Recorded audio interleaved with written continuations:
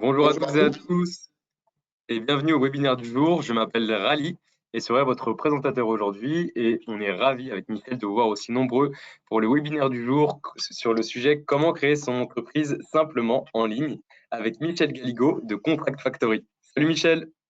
Bonjour, comment allez-vous? Bonjour à Alors, tous. n'hésitez pas d'ailleurs à interagir avec Michel et moi-même pendant le webinaire. Il y a la section questions qui est sur la droite de votre écran dans l'outil GoToWebinar. On va attendre quelques secondes les derniers participants et on va commencer ce webinaire. Hop là. Donc en attendant, n'hésitez pas à nous dire pourquoi est-ce que vous êtes là. Est-ce que vous êtes venu pour poser des questions spécifiques à Michel?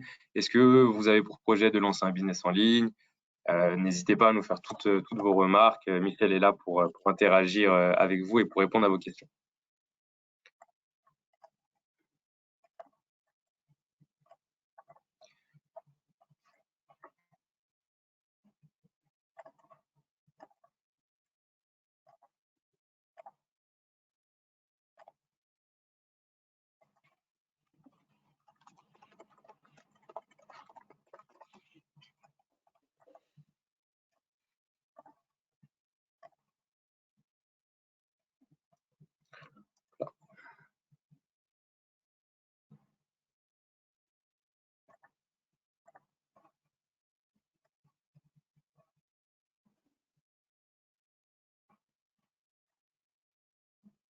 On est à 25.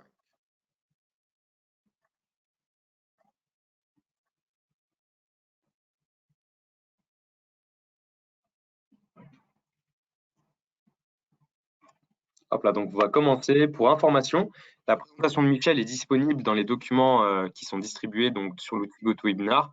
N'hésitez pas à la télécharger si vous voulez relire plus tard les informations que Michel va nous partager aujourd'hui. Également, j'en profite pour dire que le live d'aujourd'hui sera disponible en replay sur le site de l'accélérateur du numérique.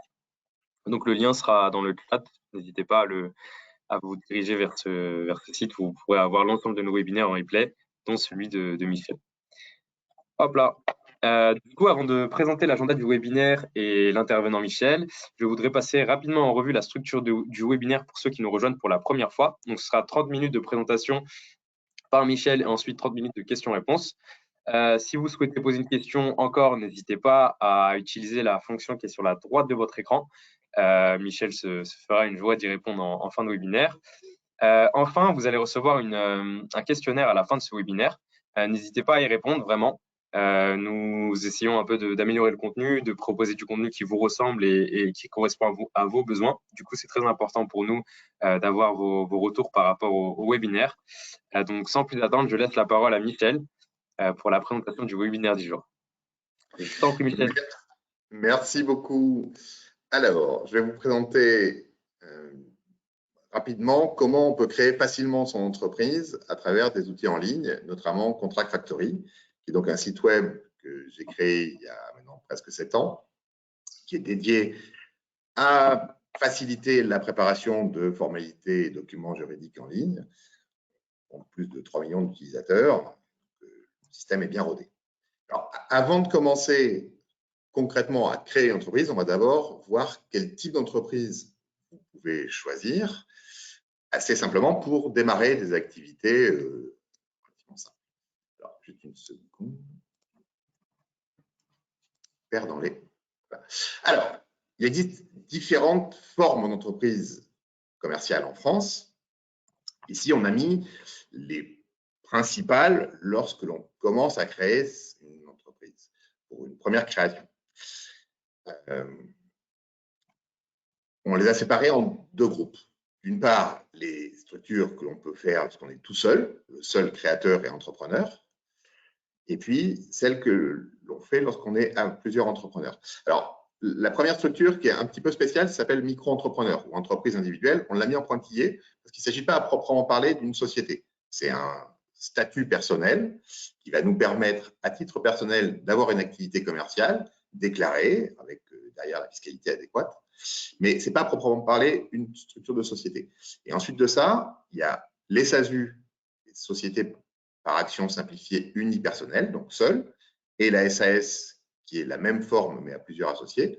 Et à côté de ça, une autre famille qui est les EURL, SARL. EURL lorsqu'on est seul, SARL lorsqu'on est plusieurs. Est-ce qu'il y en a parmi vous qui ont déjà, on va faire un petit sondage, est-ce qu'il y en a parmi vous qui ont déjà créé des sociétés et sous quelle forme? Alors, est-ce que vous pourriez répondre par le chat pour qu'on puisse avoir un petit panel et ensuite on regardera ça. Voilà, le sondage est ouvert, vous pouvez répondre à droite de l'écran, enfin, sur votre écran. Moi, je continue la présentation, puis on reprendra ça derrière lors des questions. Alors, je vais rapidement présenter le micro-entrepreneur pour l'évacuer ensuite, mais je vais quand même en parler un petit peu. L'avantage du micro-entrepreneur, c'est que c'est extrêmement simple à créer et à gérer. Il n'y a pas du tout de comptabilité à faire, il n'y a que la liste des factures, des services ou des produits que l'on vend à tenir. Et la fiscalité va être appliquée à la totalité des sommes facturées, des sommes vendues. Alors, ça présente en fait le contre-coup de ça, c'est qu'il y a pas mal d'inconvénients. L'inconvénient d'abord, c'est que déjà, ce n'est pas une société et qu'il n'y a pas de limitation de responsabilité. C'est-à-dire qu'il y a une confusion entre l'argent lié à l'activité professionnelle et donc ses gains et ses pertes et l'argent personnel. Même lorsque l'on a deux comptes bancaires, un compte pro, dans le cadre d'un micro-entrepreneur, toutes les pertes ou dettes qui seraient entraînées par l'activité professionnelle seraient potentiellement impactées sur vos biens personnels. L'autre limitation, c'est qu'on ne peut pas avoir de salariés dans le cadre du statut de micro-entrepreneur. On ne peut pas non plus déduire la TVA des achats que l'on fait. Et de manière générale, on peut faire quasiment aucune optimisation fiscale. C'est le pendant de la simplicité de gestion. C'est que tout est formatisé. Et enfin, c'est un statut qui ne peut s'appliquer que jusqu'à une limite de 176 000 € si on vend des produits, donc par exemple pour des activités de e-commerce, et de 72 000 pour des services, des ventes de conseils, etc. Donc au final, l'entrepreneur individuel, c'est très bien si on veut avoir des revenus d'appoint et à éviter lorsque on commence une activité qui a vocation à être l'activité principale. Alors, ensuite de ça, donc, arrivent les quatre formes de sociétés dont je vous ai parlé, SASU, SAS d'un côté, URL, SARL de l'autre. Et nous, on a beaucoup d'entrepreneurs qui nous interrogent pour savoir quelle forme juridique choisir. La question est d'autant plus difficile à trancher que ces deux formes juridiques sont très, très semblables. En fait, aujourd'hui, elles se ressemblent presque complètement. Donc, je vais commencer par vous lister tous les points qui sont similaires dans les deux cas. Tout d'abord, c'est des sociétés, donc il faut faire un investissement de départ. Ça s'appelle le capital. C'est l'argent que vous, en tant qu'entrepreneur, vous allez confier à votre société, investir dans votre société. Donc, dans tous les cas, le minimum est de 1 €. Nous, on conseille que le capital investi soit un minimum de plutôt 100 €, mais légalement, on peut ne mettre que 1 € dans la société. Pardon, je reviens. Ensuite, le nombre d'associés. Donc, obligatoirement, il y a un créateur et il peut y en avoir autant que vous voulez. Donc, lorsqu'il y a un seul créateur, je vous rappelle, la SAS s'appelle la SASU, le U est pour unipersonnel et la SARL s'appelle le URL. À nouveau, c'est le U est unipersonnel. Vous pouvez avoir 2, 3, 4, 5, 100 associés dans la société. Ici, attention, le mot associé est parfois ambigu. Ce n'est pas vos associés, ce sont les associés de la société. Il y en a toujours au moins un. Dans tous les cas, également, pour ces structures, il y a toujours un ou plusieurs dirigeants. Les dirigeants, contrairement aux associés, alors c'est souvent la même personne, mais ce n'est pas la même casquette. Donc, on parle du rôle de dirigeant. Les associés, ils investissent dans la société, ils touchent les dividendes et ils prennent des décisions collectives une fois par an. Les dirigeants, c'est eux qui vont assumer la gestion au quotidien de la société. C'est eux qui ont le droit de signer les chèques, signer les contrats, employer, vendre, etc. Dans une SARL, on parle des gérants. Dans une SAS, on parle de président. Il faut, dans tous les cas, au moins une personne qui va assurer le rôle de dirigeant. Mais dans toutes ces structures, on a le droit d'en avoir autant qu'on veut. Et on peut, dans toutes ces structures, avoir des dirigeants qui ne sont même pas associés. Il n'y a pas besoin ni d'être associé, ni d'être associé majoritaire. N'importe qui peut être dirigeant d'une SAS ou d'une SARL. Toutes ces structures également, c'est le point précédent suivant, protection des biens et personnels, protègent, séparent les comptes de la société et les comptes des associés. Donc, si la société était amenée à faire des pertes et qu'elle soit en dette vis-à-vis de créanciers, les associés ou les gérants, sauf s'il y a eu bien sûr des malversations, hein, mais dans une gestion normale, ne vont pas être responsables des dettes de la société, qui potentiellement va faire faillite, et les associés n'auront risqué que le capital qu'ils auront investi. Ensuite de ça, on a les activités que peuvent faire ces sociétés.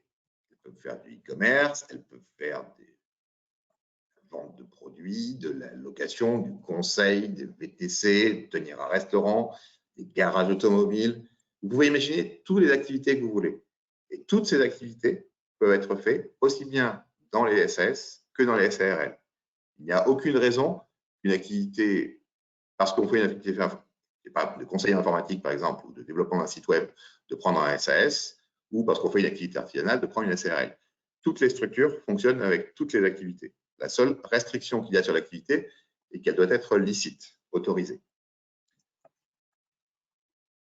Limitation du chiffre d'affaires. Il n'y a aucune limitation de chiffre d'affaires pour aucune de ces structures. Elles fonctionnent aussi bien pour des sociétés qui vont commencer avec 10 000 € de chiffre d'affaires que pour 100 millions de chiffre d'affaires. Pour les salariés, pas de limite non plus. Alors, si, il existe une limite à 200 pour les SARL. Mais toutes ces structures fonctionnent aussi bien sur le fait que vous ayez 0 salarié que vous en ayez plusieurs centaines.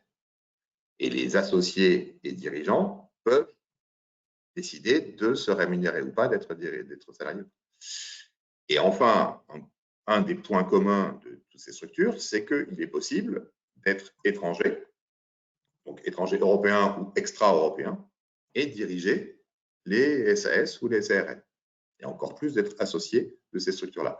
Il y a des petites limitations uniquement pour les étrangers extra-européens qui vivent en France. On reviendra un peu plus tard là-dessus. Voilà. J'aurais une question, Michel. Oui. J'aurais une question. Est-ce qu'il est possible de créer une société en faisant des activités totalement différentes? Alors, tout à fait. C'est une très bonne question. On peut tout à fait mélanger des activités qui n'ont rien à voir dans une même société. On peut faire une société qui fait à la fois du conseil informatique, de la vente de jouets sur Internet et de la plomberie. Bon, D'accord. généralement, il vaut mieux, lorsque ces activités prennent un peu d'ampleur, créer plusieurs structures qui vont avoir leur comptabilité, leur chiffre d'affaires, leur gestion, leur organisation séparée. Mais il n'y a aucune limitation lors de la création de mettre plusieurs types d'activités qui n'ont rien à voir dans une même société. Clair. Alors, il va quand même falloir faire un choix entre SAS ou SARL. Et on va éviter le pile ou face. Donc, il y a des différences qui existent entre ces deux structures. Bon. La SARL, c'est plutôt historiquement la forme de société qui était utilisée par les artisans commerçants. Et la SAS, elle vient plutôt du monde du capital et des grosses sociétés, mais elle était fortement simplifiée. Alors, les différences qui existent. D'abord, dans une SARL, on peut vendre des parts, c'est-à-dire qu'on peut faire rentrer d'autres associés ou céder ses parts à d'autres associés. Dans la SARL, les ventes de parts sont publiques. Dans la SAS, les ventes de parts sont anonymes. Ensuite de ça, la SAS, elle présente des structures juridiques un peu particulières qui vont permettre de faire rentrer des investisseurs. Lorsqu'on parle de VC, les startups, par exemple, qui ont besoin de lever des fonds, elles ne peuvent le faire qu'avec une SAS. Là, la SARL a des limitations qui vont empêcher l'entrée d'investisseurs un peu complexes. On peut tout à fait faire rentrer de l'argent familial, etc., dans une SARL, des amis. Mais lorsqu'on va vouloir faire des choses un tout petit peu plus compliquées, là, le statut de SAS est indispensable. Donc, si vous créez une société avec pour vocation court terme, dans les 2, 3, 4, 5 ans qui viennent, de lever des fonds, il faut partir sur la SAS. Après, il y a un petit détail technique. Donc, je ne vais pas trop passer de temps, mais lorsqu'on annonce que, je ne sais pas, on va investir 1 000 € de capital dans une SAS ou dans une SARL, la loi permet de ne déposer que 50% lors de la création avec une SAS. Donc, j'annonce que je vais mettre 1 000 € de capital, mais à la création, j'en mets que 50, j'en mets que 500. Pour la SARL, ça devient uniquement 20%. Et en plus, je n'ai pas besoin de le justifier. Donc, parfois, lorsqu'on a un petit problème pour faire le dépôt de capital initial, la SARL est une manière de contourner l'obstacle. Alors après, on rentre dans des choses qui sont encore plus pointues, c'est les régimes d'imposition. Donc, dans les deux cas, on peut avoir ce qui s'appelle le régime d'imposition à l'IR, c'est l'impôt sur le revenu. Je ne vais pas rentrer dans le détail, c'est problématique comptable.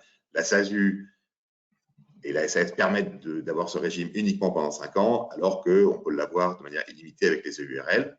Et enfin, la différence principale qui va vous permettre de faire le choix souvent entre ces deux structures, c'est le statut social des dirigeants, c'est-à-dire la caisse de sécurité sociale à laquelle vont cotiser les dirigeants de la société. Donc, dans une SAS, j'y reviens en détail.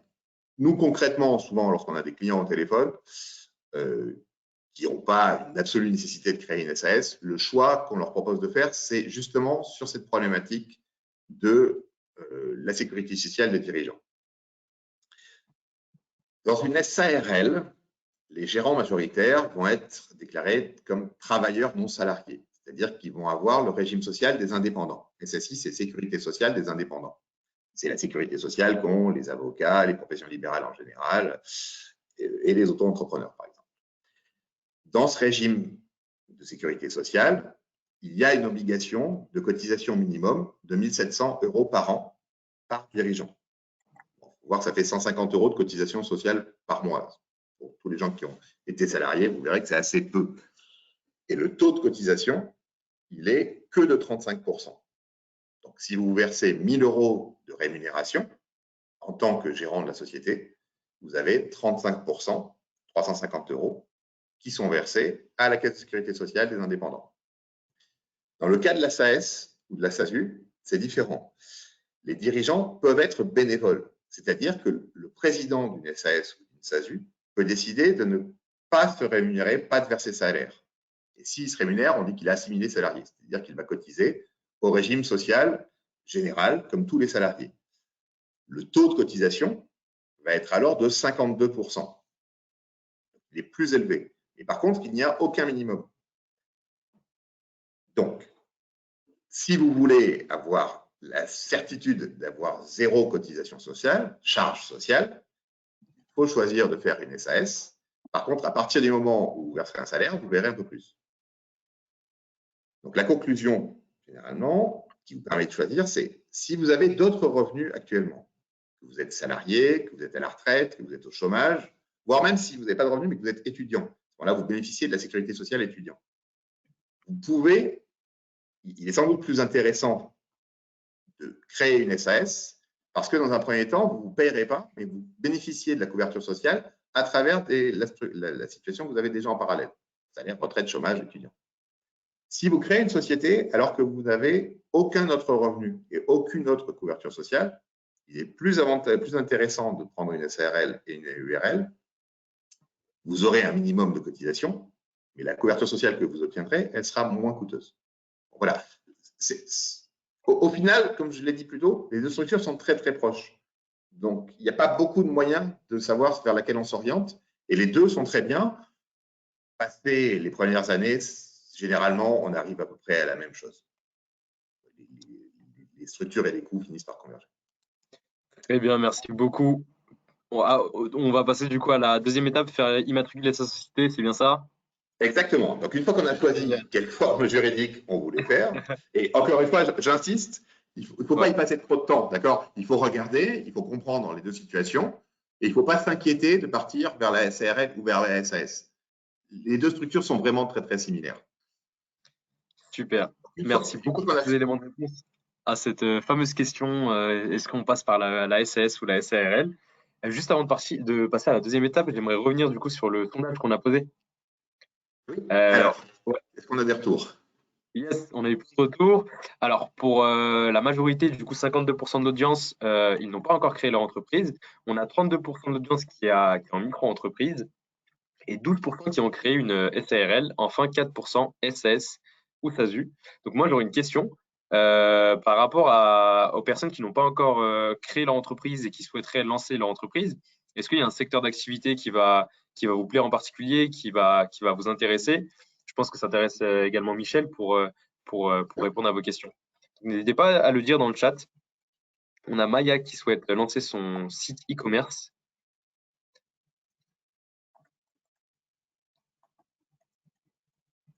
On reprend ça après la fin de la présentation? On revient sur ces points-là ou tu veux qu'on Ouais, bien sûr. Ok. Ouais, très bien. Alors, maintenant qu'on a choisi le type de structure, on va prendre par exemple l'étape de création d'une SAS. Une SASU, SARL et URL, identiques. Donc, là, je vous présente. Alors, il y a plusieurs manières de créer sa société. Vous pouvez passer par des avocats, des comptables, etc. Il existe également des organismes qui peuvent vous recevoir et un peu vous accompagner. La solution qu'on propose, c'est une solution 100% en ligne qui est conçue avec des juristes et des avocats derrière, mais qui a l'avantage de vous permettre, avec un seul interface, de créer très simplement et très rapidement une société. Donc, comment ça fonctionne? La première étape, je vais vous montrer ça justement après, c'est d'aller sur notre site web et de répondre à un petit formulaire. Ça prend à peu près une quinzaine de minutes, on va en accélérer tout à l'heure, où on va vous demander le nom de la société, son activité, etc. Une fois que nous, on a ces informations, immédiatement, on va vous préparer les statuts de la société. Alors, les statuts, c'est un document qui fait une dizaine de pages, qui va résumer le mode de fonctionnement de la société, qui va expliciter justement ce qu'elle fait, comment les décisions sont prises, et ce qu'elle peut faire, etc. Une fois que vous avez ces statuts, il faut aller auprès d'une banque faire un dépôt de capital. Donc, vous apportez les statuts, les projets de statut à la banque. Chaque associé, l'associé unique ou les associés, déposent le capital qu'ils ont déclaré apporter à la société. Et la banque, ça prend généralement 48 heures d'obtenir ce document-là, retourne ce qui s'appelle une attestation de dépôt des fonds, un certificat de dépôt des fonds, un document où elle indique les fonds qu'elle a reçus. Vous revenez sur le site web, déposez le certificat de dépôt des fonds, les pièces d'identité des dirigeants et un justificatif d'adresse, et nos juristes vont vérifier tout ça, faire paraître une annonce légale, c'est une annonce dans un journal prévu pour ce type d'annonce. Un dépôt, on va transmettre le dossier au greffe du tribunal de commerce et il faut compter en moyenne 48 heures pour obtenir un CABIS. Et à ce moment-là, la société est créée. Vous voyez, c'est vraiment court et particulièrement simple parce que vous travaillez pendant à peu près un quart d'heure. Le CABIS, alors vous allez entendre beaucoup parler lorsque vous créez des sociétés, c'est en fait la pièce d'identité de la société. Donc, je vous ai mis par exemple le CABIS de Associate, qui est la société derrière Contract Factory. Donc, ça émane du tribunal de commerce. Il y a en haut du CABIS le numéro de RCS, qu'on appelle aussi le numéro de sirène. C'est un numéro à 9 chiffres qui identifie de manière unique la société. Ensuite de ça, il y a son nom, la forme juridique, le capital, etc. L'activité, le nom du dirigeant. Alors attention, les noms des dirigeants sont publics, l'ensemble des informations sont accessibles à tout le monde. Le dirigeant d'une société, c'est aussi son représentant légal.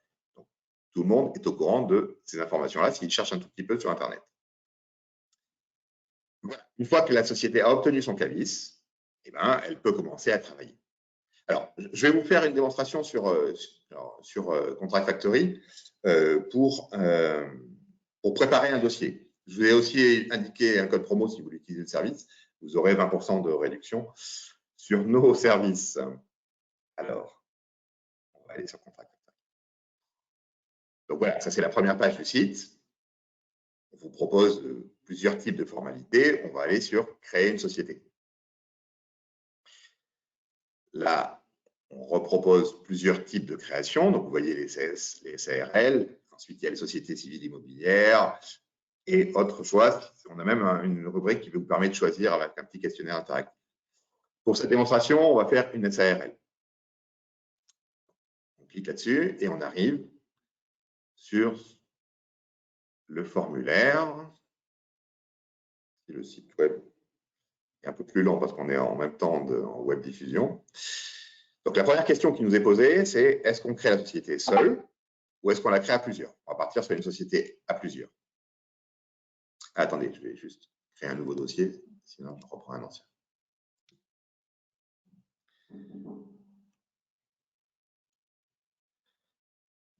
Alors, plusieurs dossiers, plusieurs associés. On nous demande s'il s'agit d'une SARL faite en famille. Ça ne va pas être le cas.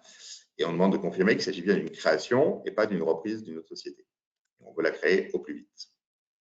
À chaque fois, j'ai une page de questions et je passe à l'étape suivante. Ici, j'ai la liste des étapes. Je peux revenir en arrière. L'étape suivante, c'est le nom de la société. On reprécise la question. On rappelle qu'on peut choisir librement le nom d'une société. Donc, on peut mettre n'importe quel nom. Il vaut mieux, par contre, éviter d'utiliser des marques qui existent déjà. Coca-Cola, SFR, tout ça, c'est des marques protégées. Mais par contre, rien n'interdit de reprendre le nom d'une société existante. Je peux par exemple taper Newco.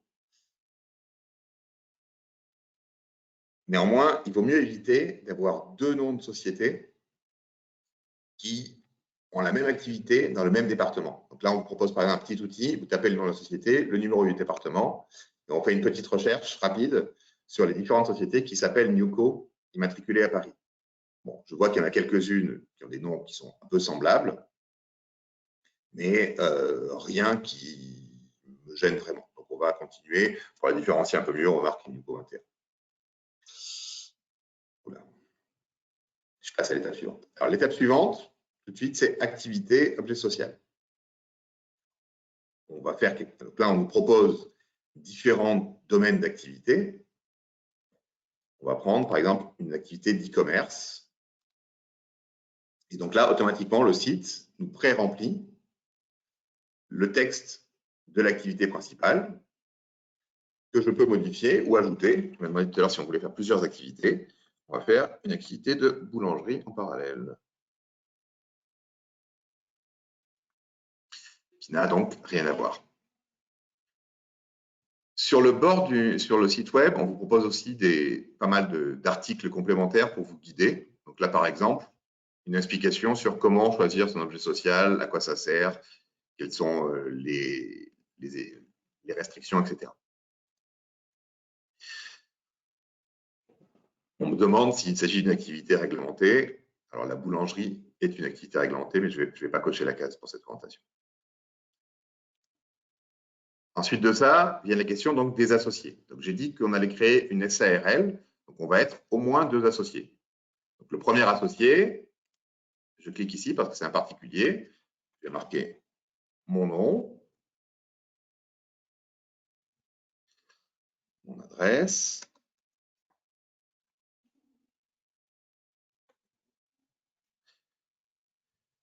Peu importe, et une date de naissance. Il faudra mettre une adresse mail, un numéro de téléphone pour qu'on puisse vous joindre s'il y a un souci avec le dossier, préciser si on est de la nationalité et une ville de naissance. Voilà, vous avez toutes mes informations. On demande si je suis marié ou pacsé, donc ça c'est une question qui est spécifique au SARL. Et on peut également prévoir le cas d'associés qui sont des mineurs. Associés uniquement, gérant, ça poserait un problème. Ensuite de ça, je vais ajouter un autre associé, à nouveau un particulier. Ça pourrait être une société, hein, on peut créer des filiales. Alors, on va marquer un nom de société, un nom d'associé, une adresse quelconque,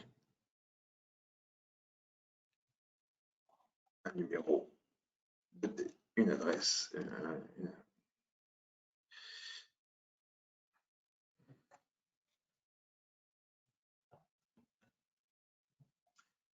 voilà, on va s'arrêter là. On peut en mettre tant qu'on veut.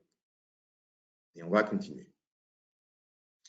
Alors, une fois que j'ai précisé qui vont être les personnes qui vont participer à la création de la société, il faut que j'indique combien chacun d'entre eux va apporter d'argent à la société. Comme je vous l'ai dit, le minimum, c'est 1 euro. On conseille de mettre un minimum de 100 euros. Ce qui fait, alors là, on va marquer par exemple que Michel apporte 600 euros et que Isabelle en apporte 400. On peut les mettre à égalité, tous les chiffres sont possibles. Voilà, ça nous fait à peu près… Oui, bien sûr. J'aurais une petite question. Pourquoi est-ce qu'un minimum de 100 euros est recommandé? Quelle en est la raison? Le capital social de la société, la somme qui est apportée à la société, il est écrit sur tous les documents officiels de la société juste à côté du nom. Par exemple, nous, si on émet une facture, il y aura écrit Biassociate, société SAS, au capital de 10 000 euros. Le montant du capital a pour vocation de crédibiliser un petit peu l'assise financière de la société vis-à-vis des tiers, vis-à-vis des créanciers, vis-à-vis des clients. Donc, 100 euros, lorsqu'on crée une SASU qui démarre, il n'y a rien de choquant. Lorsqu'on est à 1 euro, on indique vraiment que la société, elle est non capitalisée.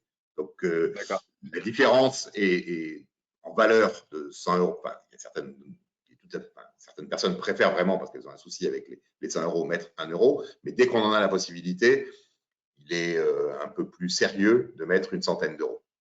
D'accord, très bien. Je suis monté à 1 000 euros. Nous, on a 80% des créations qui se font à 100 euros. Donc, c'est assez classique d'avoir 100 euros. 1 euro, c'est un peu atypique. Donc, le message qui est fourni à des tiers est un petit peu trop et un peu gênant. Voilà pourquoi on recommande 100 euros. Donc, c'est pour avoir une certaine crédibilité au vu C'est ça, exactement. D'accord. C'est pas après entre 100, 1000, 10 000, l'information est moins différenciante, mais 1 euro, ça envoie vraiment un message négatif aux personnes qui vont regarder la société. Que ce soit des clients, que ce soit des partenaires, que ce soit des fournisseurs. Donc, Très bien. même si légalement c'est possible, il vaut mieux éviter. Très clair. Merci. Donc là, le système nous résume la répartition du capital, nous confirme qu'on va devoir donc déposer un total de 1 000 euros à la banque et on nous propose différentes solutions pour déposer le capital. Alors nous, on travaille beaucoup avec une banque en ligne qui s'appelle Quanto, qui est assez efficace. En 48 heures, on obtient un certificat de dépôt des fonds. Mais bien sûr, on peut choisir n'importe quelle banque pour faire ce dépôt. Banque de réseau classique, il existe différentes banques en ligne. Alors attention, toutes les banques en ligne ne permettent pas de faire un dépôt de capital. Et un dépôt de capital, ce n'est pas l'ouverture d'un compte professionnel, ni le blocage d'une somme d'argent sur un compte personnel. C'est vraiment une opération très spécifique qui s'appelle dépôt de capital. Des banques comme la banque en ligne la plus connue, c'est Boursorama en France, par exemple, elle ne propose pas de faire du dépôt de capital. Donc là, on va choisir Quanto, par exemple. Et puis, on passe à l'étape suivante. Donc, on a choisi le type de société, SARL, le nom de la société, son activité, les associés. On a dit combien chaque associé apportait en montant de capital. Il faut maintenant qu'on indique qui vont être les gérants, le ou les gérants de la société. Je vous rappelle, il faut obligatoirement une personne qui va être le représentant légal et qui va pouvoir agir pour le compte de la société. Ça peut être bien sûr, et c'est généralement le cas, un des associés. Donc ici, on nous repropose la liste des associés, on nous demande est-ce que Michel va être un gérant de la société. Donc là, par exemple, je vais décider d'être un des gérants. Si je suis gérant, on me demande obligatoirement le nom de mes parents. Je vais faire court. Donc, le nom et prénom de mes parents, le seul but, ce n'est pas une information qui, elle, va être publique. C'est une information qui va être vérifiée par les services de police pour vérifier que vous n'avez pas d'interdiction de gestion en tant que gérant. Je vais passer, et alors, je vous ai parlé tout à l'heure du régime de travailleur non salarié. Je dois ici indiquer mon numéro de sécurité sociale. On va faire simple. On propose régulièrement des choix qui peuvent être plus ou moins complexes à comprendre. Là, par exemple, régime actuel d'assurance maladie. Vous voyez, le site a toujours une solution qui est soulignée en bleu. Donc, si vous ne savez pas, vous pouvez prendre celle-là ou vous pouvez passer. De toute façon, elle sera auto-activée. Les cases à cocher, si elles ne sont pas claires, pareil, ne les cochez pas, c'est que ça ne vous concerne pas. Alors, Isabelle, ensuite, elle aussi peut être gérante. Donc, on serait tous les deux co-gérants. On aurait les mêmes pouvoirs. Ou elle peut ne pas être gérante, c'est-à-dire qu'elle va être une simple associée. Elle aura des parts dans la société, elle pourra les revendre, elle touchera, elle a 40% de parts, donc elle touchera 40% des dividendes, c'est-à-dire des bénéfices qui seront versés par la société à ses associés. Et elle pourra prendre part aux décisions collectives de la société avec 40 voix sur 100. On va dire qu'elle n'est pas gérante. Je vous ai dit tout à l'heure qu'on pouvait être gérant même si on n'était pas associé. Donc, si on a besoin de nommer une tierce personne gérante, on peut cliquer ici et indiquer son nom. On ne va pas trop compliqué pour cette démonstration, donc on ne va pas activer toutes les options complexes. On va rester sur un seul gérant, qui est l'un des associés, et ici l'associé majoritaire. On arrive presque à la fin. Il faut maintenant qu'on précise, indique où est-ce que la société va avoir son siège social. Alors, la société, elle peut avoir plusieurs adresses. Le siège social, c'est l'adresse administrative, l'adresse officielle, là où on reçoit les courriers officiels de la société. Ça n'empêche pas, par ailleurs, d'avoir une autre adresse où on va effectivement travailler. Il est assez fréquent, par exemple, que des gens qui ont un restaurant mettent la société, le siège administratif chez eux, et bien sûr, il y a un local dédié pour la restauration. Après, la plupart de nos clients, la plupart des entreprises ont leur activité au niveau de leur siège social. Le siège social, on peut l'établir à différents endroits. Nous, là, par défaut, on propose 3 solutions standards. Soit une domiciliation, c'est-à-dire que c'est une société externe qui est spécialisée là-dedans, qui va héberger le siège de votre société. Alors, ça a pas mal d'avantages. Et nous, par exemple, on propose ce service-là. C'est une adresse à Paris qui est anonymisée. L'une des solutions les plus fréquentes, c'est au domicile d'un des gérants. Par exemple, je peux me décider de mettre la société Newco, dont je suis le gérant, à mon domicile, ou je peux acheter ou louer un local, des bureaux, un magasin, un entrepôt, peu importe, au nom de la société, où je vais établir le siège. Là, on va prendre le cas domicile d'un gérant. On me rappelle donc là, on a la liste des gérants qui apparaît et il n'y en a qu'un seul dans notre cas, et on confirme que c'est ici que c'est chez cette personne-là que va être hébergée la société. On lui demande de préciser sa situation. Voilà. Donc, l'adresse de la société sera mise au domicile du gérant, à Aulnay-sous-Bois, et il en est propriétaire. On a ensuite les cas particuliers. On va ici évacuer. On nous demande est-ce que la société est créée sans établissement? C'est un cas un peu particulier. Est-ce que l'on a envie que l'activité se passe dans un autre lieu que le siège? Ou sinon, aucun de ces cas particuliers. On continue. Alors, on arrive sur la fin du questionnaire. Pour permettre de faciliter les créations, on propose en fait des choix d'organisation par défaut. C'est un certain nombre de paramétrages que nous, on recommande pour les créations de sociétés, surtout au démarrage, et qui indiquent notamment, par exemple, les gérants sont nommés à la majorité simple, les décisions sont prises à la majorité simple, c'est-à-dire que l'ensemble des associés qui réunissent au moins 50% des parts vont emporter les décisions qui sont soumises à une décision collective. Les parts sociales sont librement négociables, etc. Donc, tous ces paramètres-là peuvent être modifiés en activant les personnalisations experts. On ne va pas le faire, on va rester sur du standard, ce qui convient à 99% des créations. La date de fin d'exercice. Alors, ça, c'est un truc qui est un petit peu technique, je vais y aller faire rapidement dessus. Lorsqu'on crée une société, lorsque la société tourne, chaque année, il va falloir faire les comptes de ce qui s'est passé l'année précédente. On va regarder l'ensemble du chiffre d'affaires qui a été vendu, l'ensemble des charges, calculer son bénéfice, payer de l'impôt sur les sociétés, etc. Généralement, donc ça s'appelle un exercice comptable. Généralement, par défaut, les exercices commencent le 1er janvier et finissent le 31 décembre. Mais il est tout à fait possible de le décaler. Il y a un certain nombre d'experts comptables qui préfèrent que ça commence le 1er juin, par exemple, et finisse le 31 mai, etc. Et si nous, on commence le 1er janvier et qu'on finit le 31 décembre, on est le 26 novembre, on n'a peut-être pas envie dans un mois et demi de faire tout de suite un bilan pour un mois et demi et faire toutes les tracasseries comptables qui vont avec. Donc la loi nous autorise, pour la première année, à avoir un exercice qui est un peu plus long qu'une année. Et donc on peut repousser la fin de la première fois où on va faire un bilan à l'année suivante. Par défaut, lorsque nous, on propose des créations à nos clients, les créations se terminent au 31 décembre de l'année suivante, donc la 2022. Régime d'impôt et TVA, pareil, il y a pas mal de paramétrages possibles. On vous propose par défaut l'impôt sur les sociétés et réel simplifié. On peut rentrer dans des cas plus complexes. On vous explique les différents choix. Généralement, il vaut mieux commencer avec des choix par défaut standards, puis laisser vos experts comptables faire les modifications. Il est toujours très simple pour un expert comptable et ça n'a aucun coût de changer ces paramétrages-là. Voilà, on a fini. Là, on arrive à la dernière étape.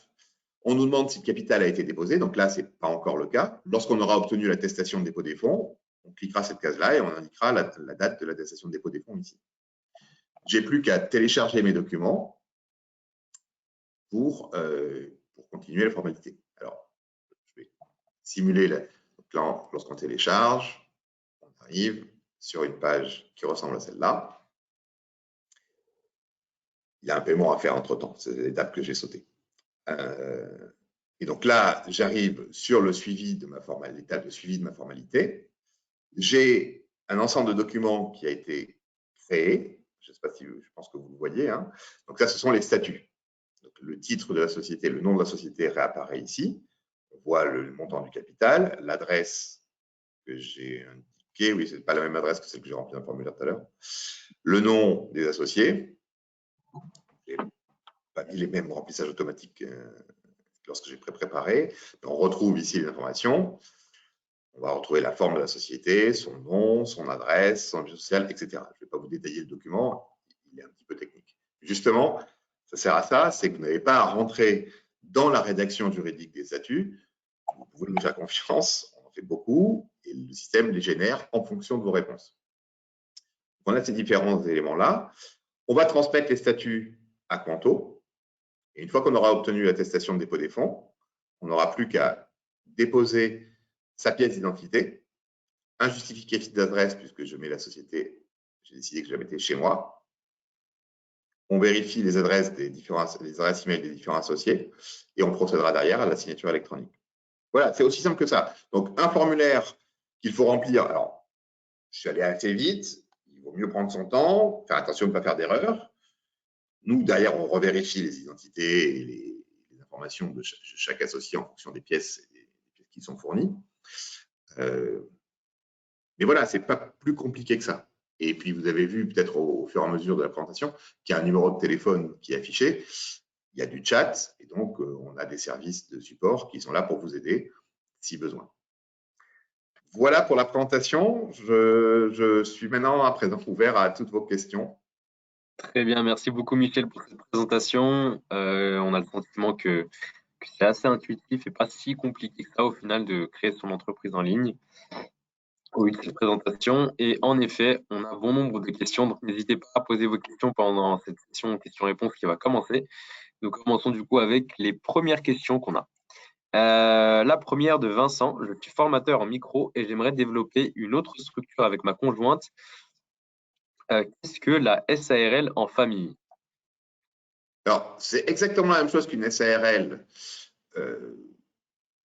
Lorsque tous les associés d'une SARL sont membres d'une même famille, vous avez accès à certaines options fiscales réservées, et notamment une option qui s'appelle l'impôt sur le revenu des personnes. Je ne vais peut-être pas rentrer dans les détails, ça peut être plus avantageux les premières années de création de la société.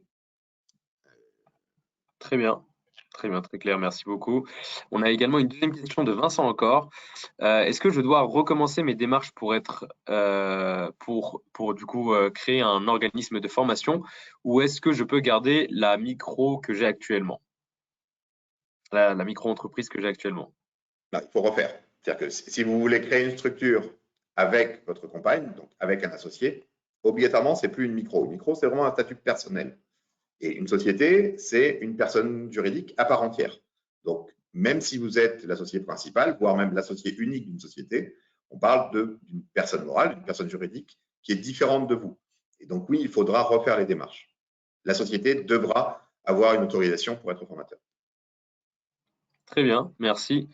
On a ensuite une question de Eva. J'ai une entreprise de fabrication de produits déco à l'étranger, donc en Inde, et je souhaite commercialiser mes produits en France. Est-ce que je peux effectuer l'ensemble de toutes ces démarches en ligne? Oui, vous pouvez soit créer une société à titre, en étant vous l'associé de la société en France, soit la société indienne peut créer une filiale en France. Les démarches sont exactement les mêmes.